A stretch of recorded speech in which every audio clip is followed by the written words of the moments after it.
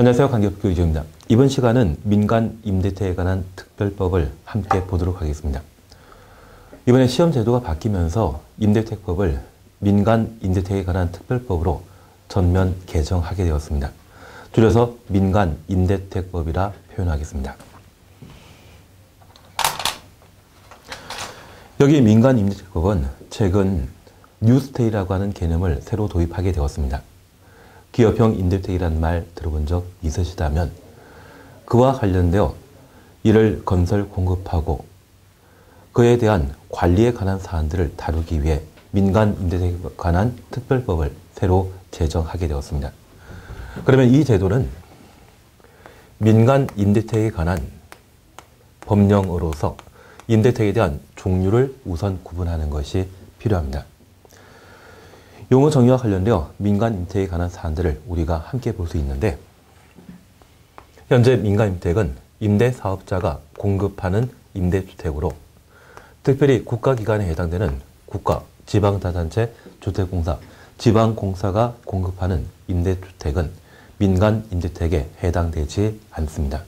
그래서 임대사업자가 국가기관 외차로서 임대사업을 위해 공급하는 임대주택을 민간 임대택이라 표현하게 되는데, 그에 관한 사안들을 함께 살펴봅니다.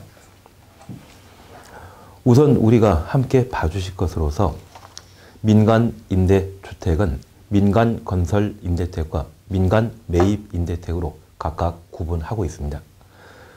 민간 건설 임대택은 임대사업자가 임대 목적으로 주택을 건설하여 공급하거나 사업체가 사업계획 승인받아 주택을 건설했지만 사용검사지까지 분양되지 아니한 주택을 임대사업에 활용하게 되면 민간 건설 임대택이라 표현하고, 반면 주택의 소유권을 취득하여 공급하는 것이 있다면 이를 민간 매입 임대택이라 표현합니다. 그래서 민간 임대택에 관한 기본적인 구분을 저렇게 해놓습니다. 그리고 2번 임대사업자입니다. 여기 임대사업자의 구분에 있어서는 현재 기업형 임대사업자와 일반형 임대사업자로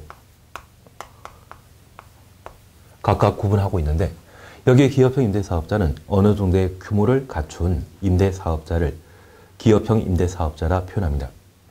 그래서 최근 각종 건설회사에서 자회사 형태로 기업형 임대사업자를 만들고 공급하는 형태가 있다고 하면 그것이 뉴스테이가 되게 됩니다.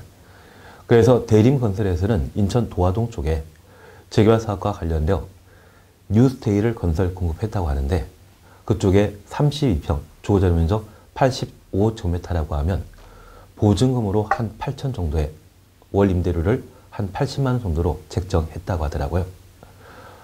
그렇게 공급하는 임대사업자가 있다고 하면 이를 기업형 임대사업자라 표현합니다.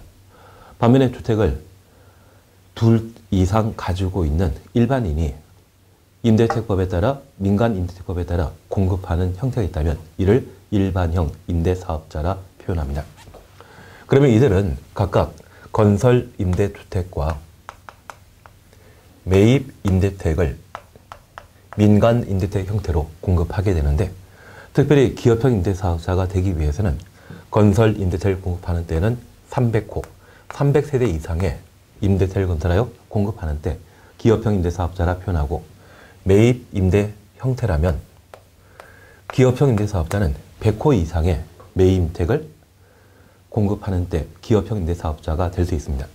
반면 일반 임대사업자는 건설 임대택이건 매입 임대택에 관계없이 1호 이상의 주택을 임대사업으로 제공하게 되면 이들을 일반형 임대사업자라 표현하게 됩니다. 그러면 우리 교재 26페이지에 니은 임대사업자의 구분 밑에서 세 번째 줄입니다. 특별히 기업형 임대사업자와 일반 임대사업자를 각각 구분할 수 있고, 특히 기업형 임대사업자로서 민간 건설 임대택을 공급하는 때는 300호, 300세대 이상일 때 기업형 임대사업자이며, 매입 임대택을 공급하는 때는 100호, 100세대 이상일 때 기업형 임대사업자로 인정하고 있습니다. 그리고 일반 임대사업자 확인해 놓습니다. 그러면 이러한 임대사업자가 임대주택을 공급하게 되면 이를 민간 임대택이라 표현하고, 저 민간 임대택의 공급 형태는 기업형 임대사업자인 때는 기업형 임대주택을 제공하고 있습니다. 반면에 일반형 임대사업자가 임대차를 공급하게 되면 그 공급 형태는 준공공임대주택과 단기 임대주택 형태로 공급하게 되는데, 통상 일반 임대사업자가 공급하는 임대주택은 단기 임대주택입니다. 저 단기 임대주택은 임대 의무 기간을 4년으로 하고 임차인에게 4년간 임대하는 임대주택을 말합니다. 반면 이러한 단기 임대주택도 시간이 지나게 되면 주택의 노화 현상으로 뭔가 수리를 하게 되죠. 그런 수선 수리에 있어서는 많은 비용 부담이 발생하게 되는데, 그러한 비용을 주택 도시기금으로부터 자금 지원받아 수선 개량한 것을 준공공임대주택이라 표현합니다. 그래서 준공임대주택은 단기 임대주택과 달리 주택 도시기금으로부터 뭔가 지원을 받아 공급하는 임대주택으로, 이러한 경우는 임대사업자가 임대하는 임대 의무 기간을 8년으로 정해놓고 있는 것이 특징입니다. 그래서 단기 임대주택과 준공임대주택은 일반 임대사업자가 공급하는 임대주택으로서 준공공임대주택의 경우는 임대 의무기간을 8년으로, 단기 임대주택의 경우는 임대 의무기간을 4년으로 정해놓고 있습니다. 그리고 기업형 임대사업자가 공급하는 뉴스테이라 분류는 기업형 임대주택의 경우는 임대 의무기간을 8년 이상으로 정해놓고 있는데, 임대사업자에 따른 임대주택에 대한 구분을 반드시 확인해 놓습니다. 그리고 3번 주택임대관리업자입니다.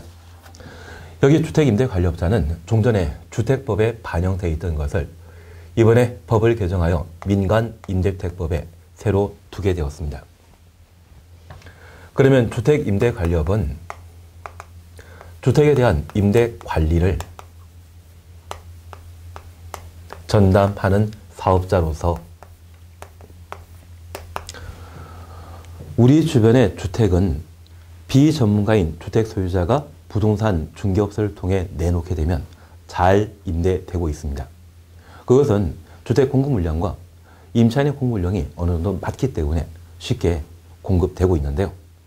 가까운 일본 같은 경우는 인구가 감소 추세에 해당되기 때문에 최근에 동경 주변이라 할지라도 빈 집이 꽤 많다고 합니다.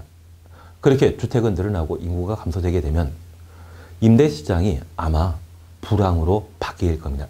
호황일 때는 임대사업자가 쉽게 임차인을 찾을 수 있지만 불황일 때는 찾기 곤란하죠. 그래서 비전문가인 주택 소유자가 임대관리업자에게 주택을 맡기고 해당 주택을 임대사업에 활용할 수 있도록 도움을 제공하는 사업을 주택임대관리업이라 표현합니다. 현재 주택임대관리업은 자기관리형 주택임대관리업과 위탁관리형 주택임대관리업으로 각각 구분하고 있는데, 통상 임대사업자인 임대인이 임차인에게 주택을 제공하게 되면 저 임차인은 임대인에게 임대보증금과 월임대료라는 것을 제공하게 됩니다. 그래서 공급자와 수요자가 잘 맞는다고 하면 쉽게 공급될 수 있지만, 임대시장이 불황이라고 하면 비전문가인 임대인은 쉽게 임차인을 확보하기 곤란하죠. 만약 그런 때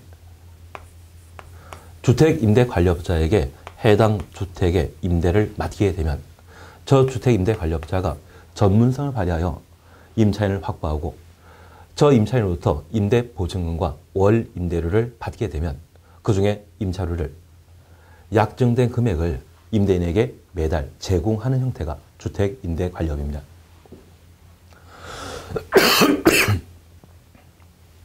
그러면 저 임차인은 임대차 계약 기간이 만료되게 되면 임대보증금을 돌려받아야 되는데, 종전에 임대시장에 있어서는 깡통주택이라는 게 있었습니다. 전세보증금보다 매매 가격이 낮은 형태라고 하면 깡통주택이 될 수 있죠. 그래서 임대보증금을 제대로 돌려받지 못하지만 저 임대보증금을 주택임대관리업자가 잘 보관하다 계약기간이 만료되었을 때 임차인에게 제공하게 되면 임대인 입장에서는 끊임없이 주택을 임대함으로써 임대소득을 확보할 수 있고 임차인 같은 경우는 저 보증금을 쉽게 돌려받을 수 있는 구조이기 때문에 이러한 것들이 새로운 사업으로 등장하게 되었습니다. 이런 사업을 주택임대관리업이라 표현합니다. 그럴 때 저주택에 대한 모든 것을 주택임대관리업자에게 맡기는 형태가 있다면 이를 자기관리형이라 하는데 저주택임대관리업자는 임대인으로부터 주택 소유자로부터 주택을 임차하여 임차인에게 또 임대하는 것이죠. 그것을 전대라 표현합니다. 이러한 전대와 관련되어 모든 책임을 자기 책임으로 처리하는 것이 있다면 자기관리형 주택임대관리업이라 표현합니다. 반면에 임대인이 임차인에게 직접 임대차를 제공하고 단순히 임대택에 대한 기능 또는 시설 그리고 임차료 징수에 대한 업무를 대행하여 대신하는 것이 있다면 이를 위탁관리형이라 표현하게 됩니다. 그래서 주택임대관리업에 대해서는 현재 자기관리형과 위탁관리형으로 각각 구분하고 있는데 특별히 자기 책임으로 전대하는 임대관리업 형태라고 하면 자기관리형이라는 것 확인하시고 수수료를 받고 대신 임대택을 관리하는 형태가 있다면 이를 위탁관리형이라 표현한다. 이 정도를 확인해 놓습니다. 그래서 민간임대택법에서는 임대사업자에 따른 임대택에 대한 구분과 그리고 주택임대관리업자가 누구인지 이 정도를 확인해 놓습니다. 그리고 27페이지에 이번 기업형 임대택 공급 촉진 지구에 관한 사항을 함께 살펴봅니다.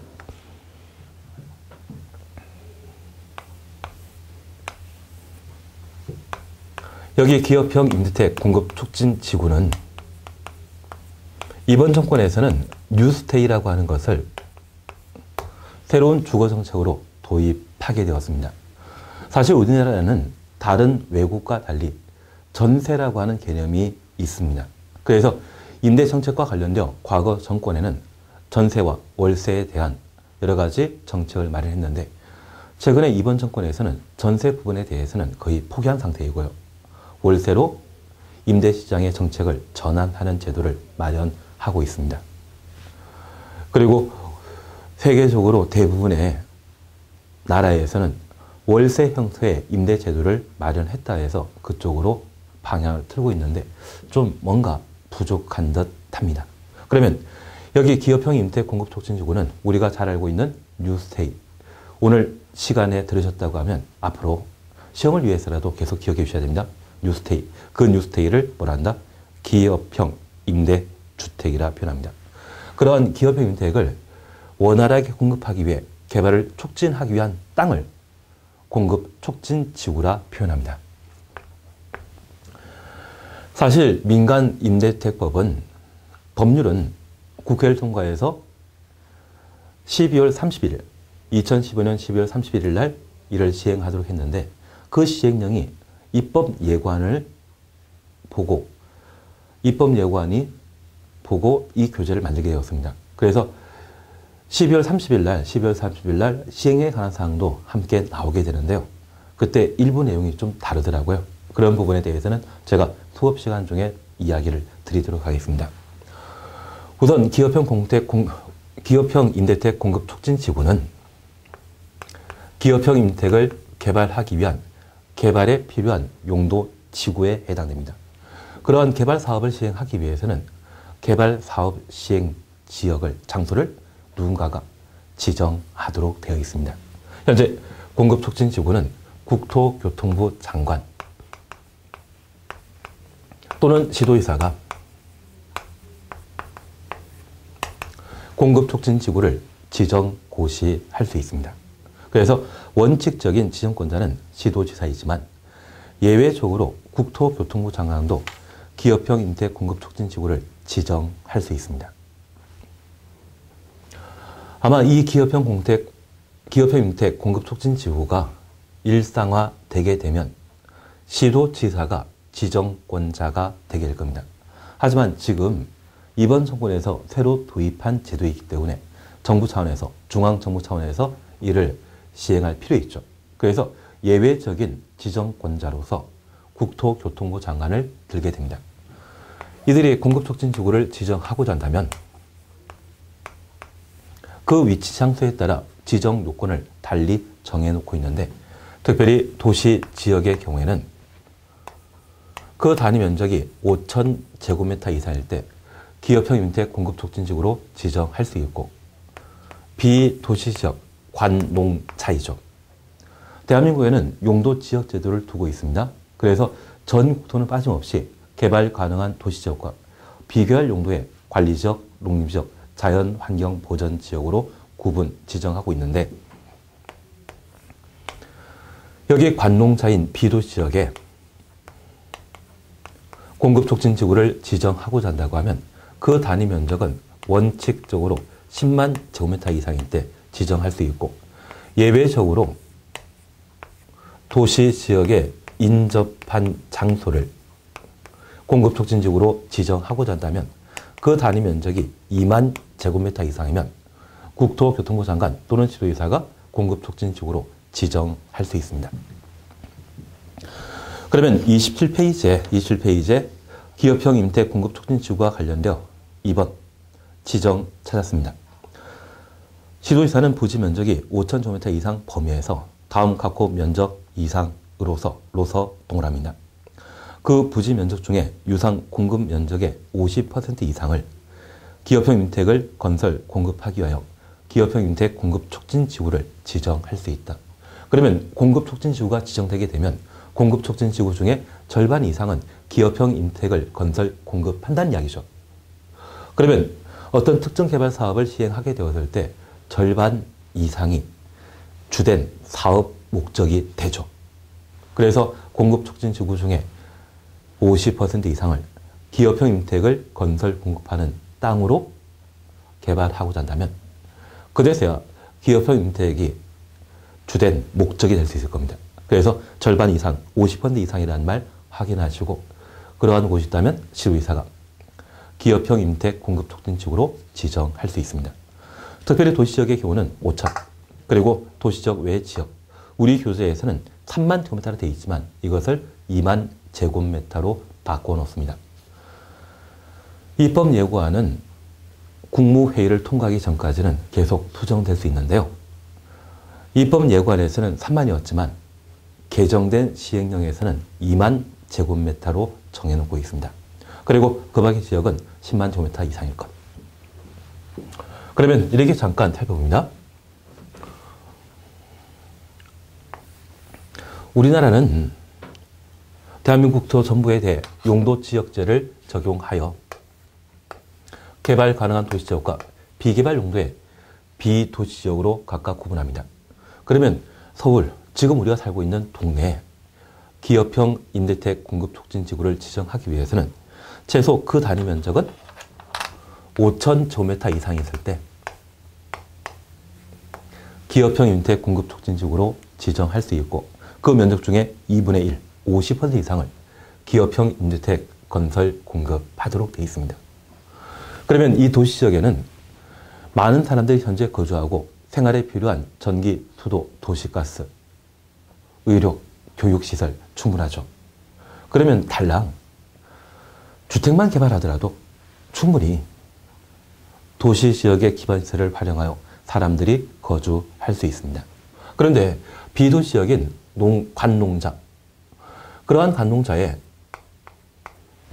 기업형 공급촉진지구를 지정하게 되면 주택만 개발하게 되면 사람들이 제대로 살 수 없습니다. 지금은 아니지만 한 10년 전에 분당 신도시가 개발되었을 때 분당 지역의 개발이 거의 완성되었을 때 분당이 인접한 곳이 경기도 광주시 오포읍이라고 하는 곳이 있습니다. 고개 하나 넘으면 바로 분당에 도달할 수 있는 위치이거든요.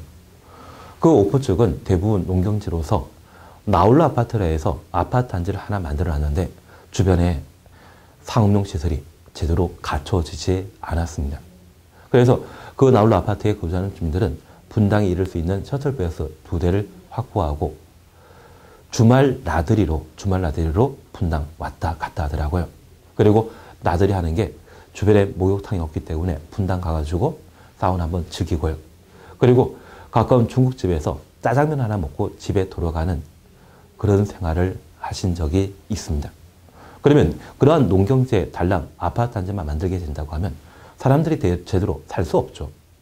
그러면 이러한 지역에는 충분한 생활에 필요한 기반 시설을 갖춰줘야 됩니다. 그래서 최소 그 단위 면적은 10만 제곱미터 이상 돼야만 공급 촉진지구로 지정할 수 있고요. 만약 도시지역에 인접한 곳에 관리적, 농림적, 자연환경 보전 지역에 공급 촉진지구를 지정하게 되면 가까운 도시지역에 생활에 필요한 기반시설인 의료, 교육시설 등을 함께 이용할 수 있죠. 그래서 예외적으로 도시지역에 인접한 비도시지역을 공급촉진지구로 지정하게 되면 그때는 2만 제곱미터 이상일 때 공급촉진지구로 지정할 수 있습니다. 그래서 공급촉진지구의 지정권자는 현재 국토교통부 장관 또는 시도지사라는 것 기억하시고 단위 면적과 관련된 요건, 도시지역과 비도시지역 구분하시고 비도시지역의 지정 요건은 원조로 10만 제곱미터이지만 도시지역에 인접한 경우는 얼마? 2만 제곱미터 이상일 때 공급촉진지구로 지정할 수 있습니다. 그리고 3번 해제에 관한 사항을 잠깐 확인하십니다. 박스 속에 1번입니다. 촉진지구가 지정 고시된 날부터 2년 이내 지구계획 승인을 신청하지 아니한 경우에는 지정권자는 촉진지구를 해제할 수 있다. 그러면 저 공급촉진지구가 지정되게 되면 이곳은 개발 용도였습니다. 개발 사업을 원활히 시행하기 위해서는 난개발 현상을 방지하기 위한 개발 계획의 수립이 필요하죠. 그 개발 계획을 지구 계획이라 표현하고 2년 내 지구 계획을 수립하고 승인 신청하지 않다면 지구 지정을 해제할 수 있습니다. 그러면 저 지구 계획은 누가 만들 것인지 공급촉진지구가 지정되게 된다면 이제 개발 사업이 확정되었고 그 개발 사업을 주도하는 자를 시행자라 표현합니다. 저 시행자는 공급촉진지구의 지정권자인 국토교통부 장관 또는 시도지사가 시행자 지정할 수 있는데 만약 공급촉진지구를 시도지사가 지정했다면 시행자 지정은 시도지사가 하고 장관이 지정했다고 하면 국토교통부 장관이 시행자를 지정할 수 있습니다. 그러면 시행자가 될 수 있는 자 3번 시행자와 관련되어 우리 박스에 이번에는 국가기관에 해당되는 다양한 사람이 사업 시행자 될 수 있다는 걸 확인할 수 있습니다. 그리고 1번 살펴봅니다. 촉진지구 안에 국유지, 공유지를 제외 동그라미 놓습니다. 토지의 면적 50% 이상에 해당되는 토지를 소유한 기업형 임대사업자를 시행자로 지정한다. 그러면 국가기관에 대해서는 당연히 사업시행자 지정 자격을 가지고 기업형 임대사업자가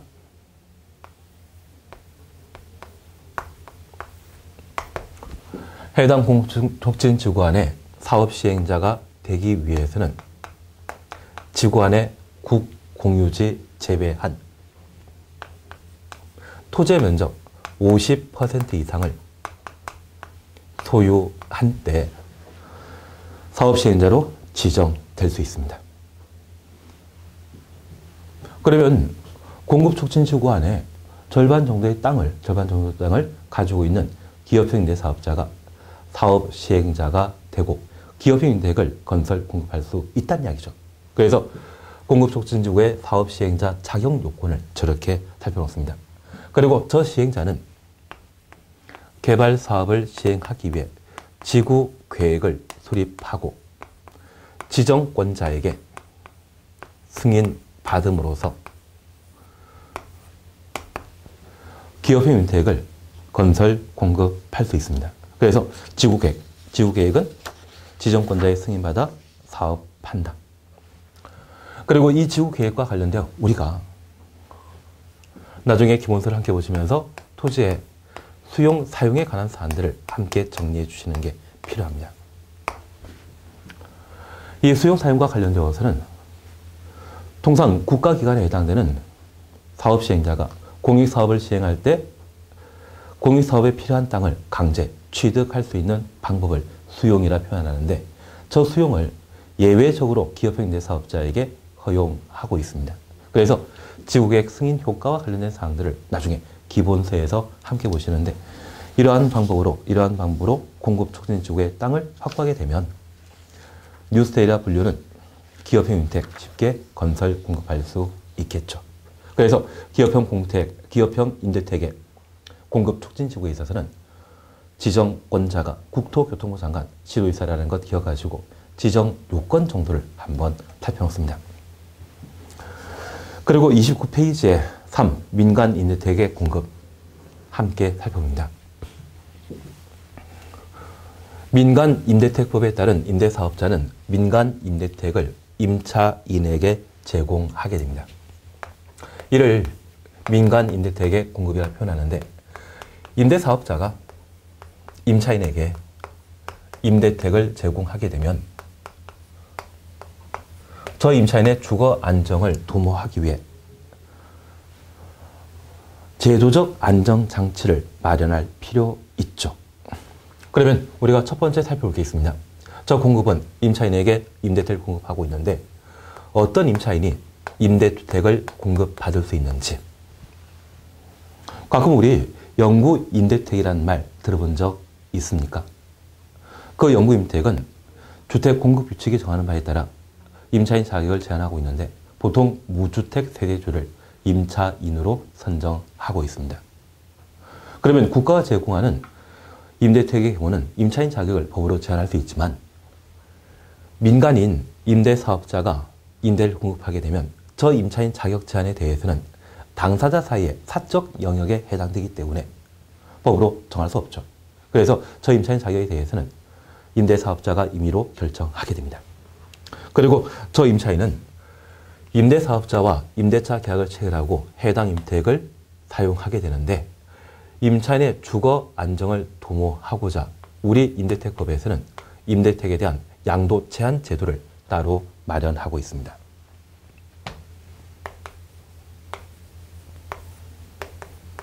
잠깐 이렇게 이해합니다. 내가 주택 소유자입니다. 그리고 내 친구가 있는데 그 친구가 좀 힘들게 살더라고요.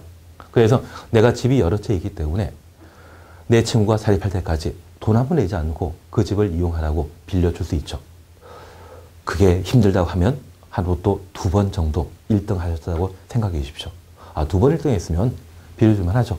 부족하면 한 번 더 합니다.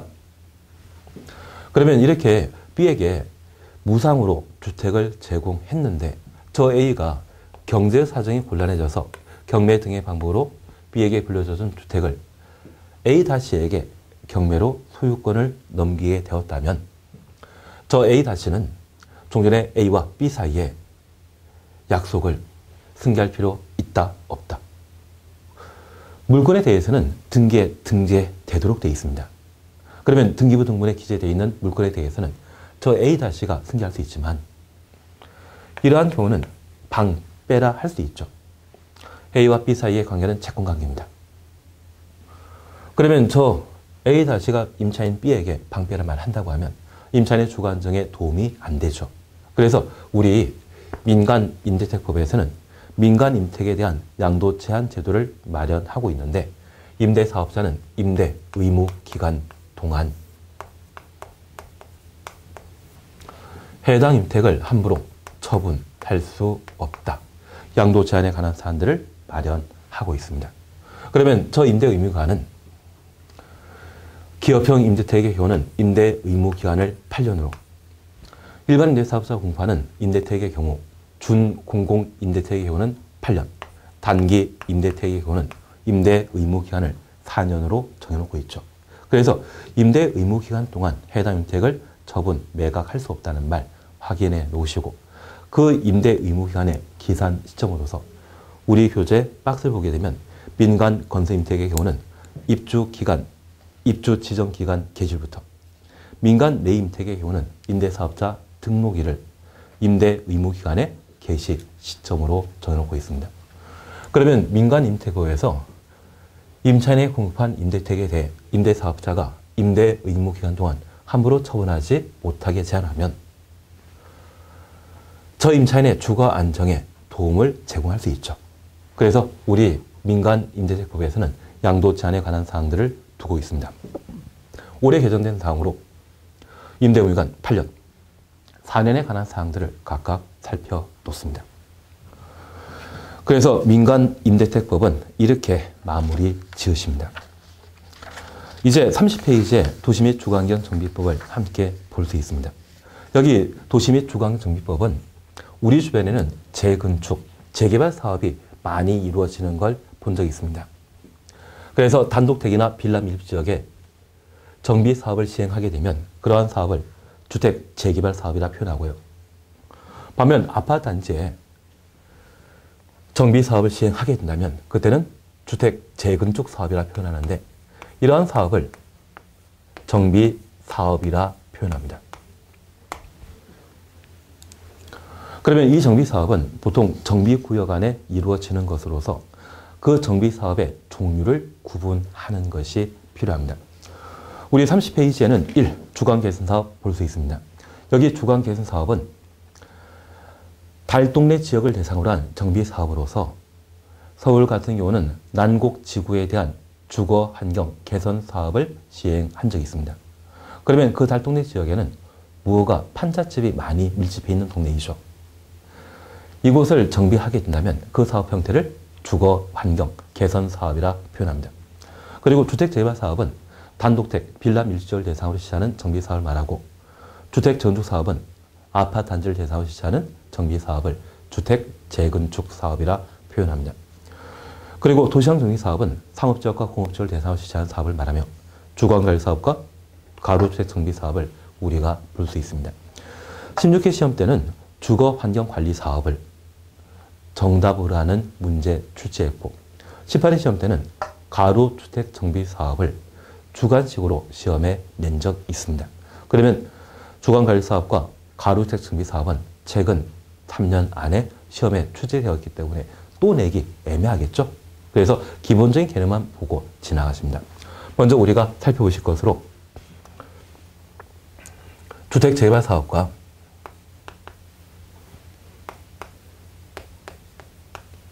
주택 재건축 사업을 우선 함께 살펴봅니다.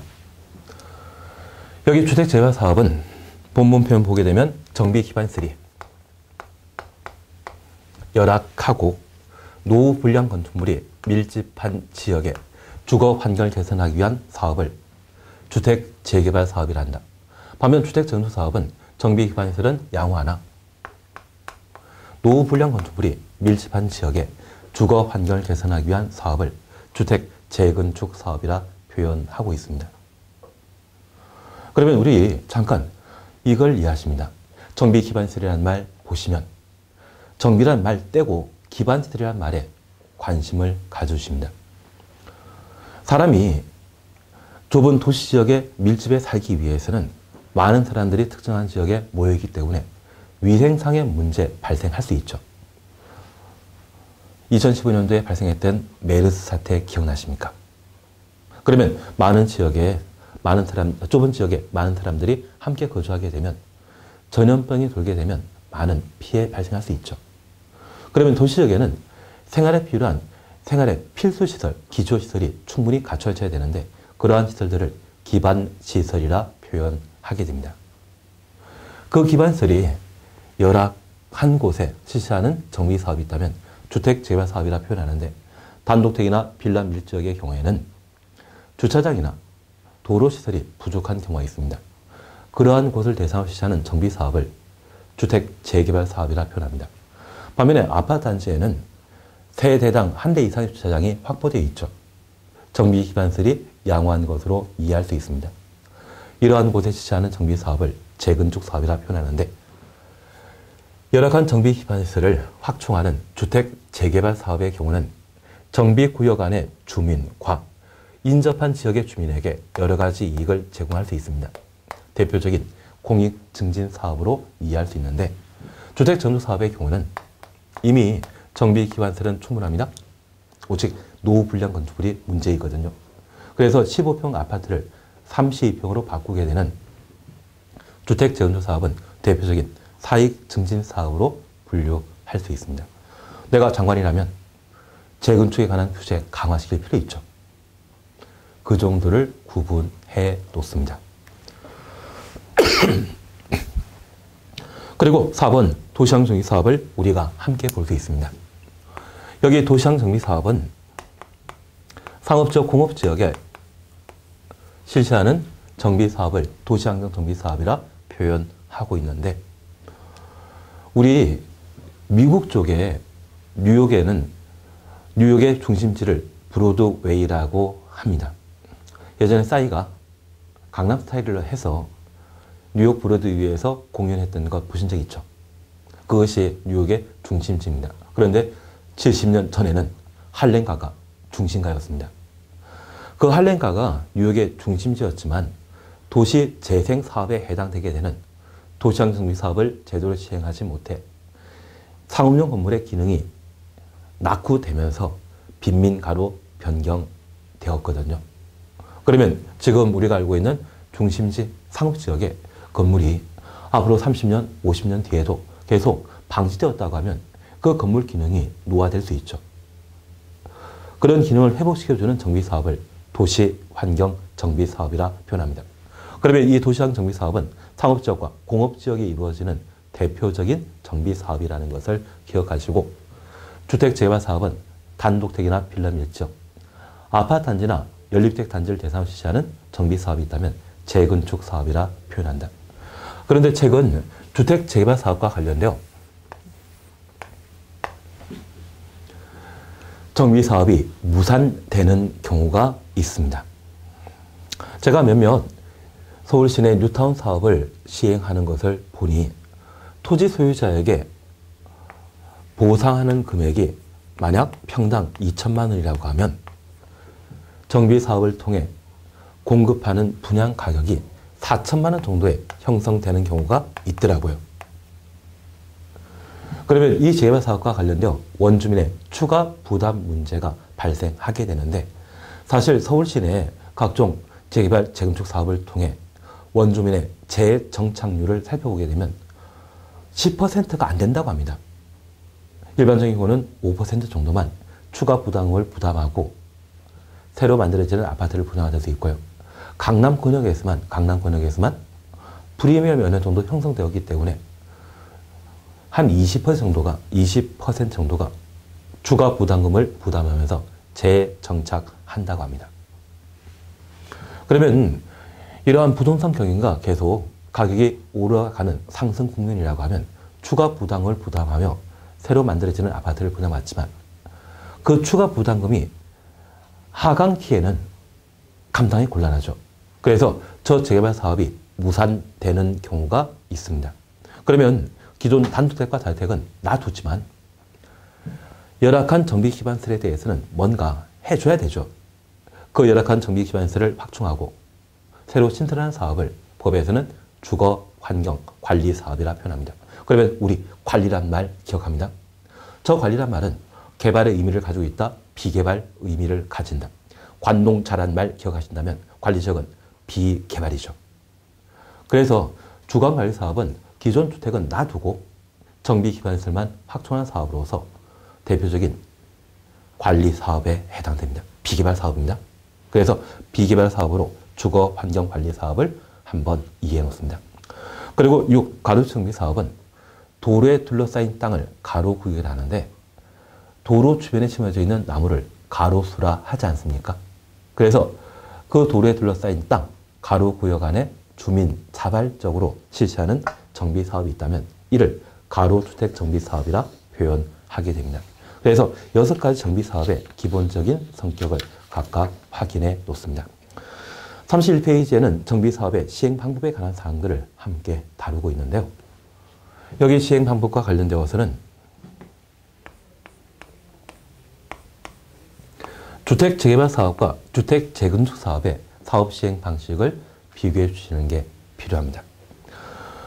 우선 우리 알길 빌라 같은 경우는 같은 평형이랄지라도 아파트와 가격을 비교하게 되면 가격이 낮게 형성되어 있죠. 그리고 그 빌라와 아파트는 한 30년, 40년 정도의 시간이 지났을 때 아파트는 건물 가격을 어느 정도 높게 유지하지만 빌라의 경우는 건물 가격은 무시하고 토지 가격, 토지 지분에 따라 거래되는 경우를 볼 수 있습니다. 왜 그런지 이해하고 있습니까? 그 이유는 바로 도정법이 정하고 있는 시행 방법 차이 때문에 그런 일이 발생합니다. 그러면 우리 교재에 주택재배사업과 관련된 사업 시행 방식에 있어서는 정비구역 안에 인가받은 관리처분계획에 따라 관리처분계획 동원해 놓습니다. 주택 등을 건설 공급하거나 환지로 공급하는 방법에 따른다. 환지 동원해 놓습니다. 그러면 재개발 사업의 사업 시행 방식은 관리처분계획 또는 환지 방식이 주택재발 사업의 사업 시행 방식이 되고요. 주택정축 사업은 정비구역 안 또는 정비구역 아닌 구역에 인가받은 관리처분계획에 따라 정비사업을 시행하고 있습니다. 그러면 재개발 사업에 있어서는 그 사업 시행 방식이 환지 방식 또는 관리처분계획 방식 이 두 가지 중에 하나를 선택하도록 되어 있고 반면 주택정축 사업의 경우에는 관리처분계획으로만 정비사업을 시행하고 있습니다. 그리고 나머지 정비사업의 형태와 관련되어 주관계획 사업에 대해서는 따로 보실 필요 없고요. 도시환경정비사업은 재개발 사업과 마찬가지로 환지 방식 또는 관리처분계획 방식으로 사업을 시행합니다. 그리고 가로주택 정비사업도 재건축과 마찬가지로 환지 방식으로만 사업을 시행하게 되는데 우리 주변에 재건축 재개발 사업을 하게 되면 정비 사업이 모두 끝나고 새로 만들어진 아파트를 조합원에게 보상 형태로 지급하죠. 그러한 보상 방식은 사후 현물 보상입니다. 정비 사업이 끝난 이후에 보상한다 해서 사후 보상 형태이고요. 집으로 부동산을 보상한다 해서 현물 보상이라 표현합니다. 그러면 여기 환지 방식이란 말을 우선 함께 이해해 주시는데 여기 환지 방식은 토지의 지자와 교환의 환자를 조합한 용어입니다. 한마디로 토지 교환입니다. 그러면 정비사업을 시행하게 되면 정비구역의 원래 토지 가격이 평당 100만 원이고 만약 100평 가진 분이 있다고 하면 이러한 정비사업을 통해 새로운 정비기반시설이나 공동이용시설을 확충하게 되면 땅값 올라가죠. 그 가격이 만약 200만 원이 되었다고 하면 종전 토지 소유자에게 적정하게 보상하게 되면 200만 원 땅 50평 지급하면 충분한 보상이 이루어지죠. 토지와 토지를 맞교환하는 방식, 그것을 환지 방식이라 표현합니다.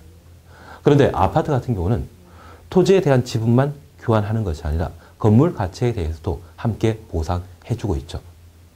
그러한 입체 환지, 3차원적인 보상을 법에서는 공용환권, 권리교환이라 표현하고 그 권리교환을 법에서는 관리처분계획이라 표현합니다.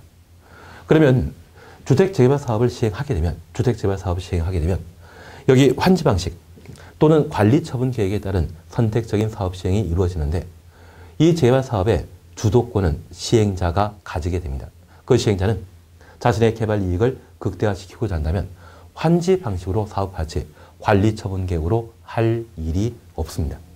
그러면 그 재개발 사업이 가능한 단독택과 빌라, 밀지역에 있어서는 어차피 환지 방식으로 할 게 뻔히 눈에 보이기 때문에 오래된 건물에 대해서는 토지 가치만 평가하여 거래하는 것이지 건물 가치를 반영하지 않습니다. 반면 주택정축사업과 관련되어서는 오직 유일한 사업 시행 방식이 공용환권에 해당되는 관리처분계획입니다. 그래서 건물 부분의 가치가 시간이 몇십 년 지난다 할지라도 높게 유지되게 됩니다. 그래서 이러한 사업 시행 방식의 차이점이 바로 건물 가격을 결정한 중요한 사안인데 지금 아파트 가격이 너무 비싸다 생각하신다면 나중에 국회의원 되셔가지고 저 재건축과 관련된 사업 시행 방식에 환지 방식을 하나 추가시키면 가격 폭락할 겁니다. 반면에 재개발 사업과 관련되어 내가 빌라 가지고 있는데 너무 가격이 낮다. 살짝 환지 방식이란 말 빼버리십시오. 그러면 가격이 급등하게 될 겁니다. 사업 시행 방식에 대한 의미 조금 이해하시겠습니까? 그래서 우리 도정법의 가장 대표적인 사업 시행 방식이 있다고 하면 바로 관리처분계획 방식이라는 것 기억하시고 저 관리처분계획은 개발 계획입니까? 보상에 관한 계획입니까? 보상 계획이죠. 사후 효물 보상에 관한 계획을 관리처분계획이라 한다. 그러면 이러한 방법으로 정비사업을 시행하게 되면 도정법에서는 가장 대표적인 사업 시행자로서 정비, 사업, 조합을 두고 있습니다. 이 조합 설립에 있어서는 정비구역 안에 토지 등의 소유자의 동의 받아 시군구청장에게 인가받음으로써 조합이 설립되게 되는데 이 조합 설립과 관련된 동의 요건을 한번 확인해 보겠습니다. 우리 기역의 주택재발사업 그리고 도시정비사업의 경우에는 토지 등의 소유자 4분의 3, 면적 2분의 1 이상의 토지 소유자의 동의 얻어야 하고 가로정비사업의 경우는 토지 등의 소유자 10분의 8, 면적 3분의 2 이상의 동의 얻도록 되어 있습니다. 이 10분의 8은 5분의 4와 같죠. 틀리다고 하면 안 됩니다. 그리고 니은 주택 재건축 사업입니다. 재건축 사업의 추진위원회가 조합을 설립하고자 한다면 각 동별 구분 소유자 3분의 2, 토지의 면적 2분의 1 이상의 토지 소유자와 단지 전체 구분 소유자 4분의 3, 면적 4분의 3 이상의 토지 소유자의 동의 얻어 조합 설립 인가 받아야 하고 주택단지 아닌 지역이 정비구역에 포함된 때는 4분의 3, 3분의 2 이상의 동의 얻어야 된다. 제가 하나 부탁드릴 게 있습니다. 주택재개발사업 그리고 도시환경정비사업의 조합 설립 요건 반드시 기억해 놓습니다. 그리고 가로주택 정비사업의 조합 설립 요건 반드시 기억합니다. 주택 재건축 사업의 조합 설립 요건에 대해서는 지금 앞에서 이야기하는 제가 모른다 생각하시고 이것 함께 기억하지 않습니다. 저보다 많이 알면 안 되죠.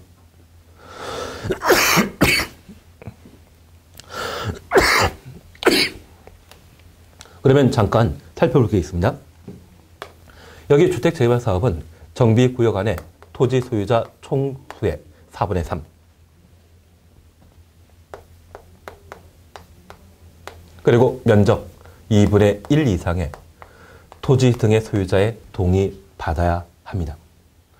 그러면 이 재개발 사업은 공익 증진 사업으로서 재건축보다 규제가 완화돼야 되죠.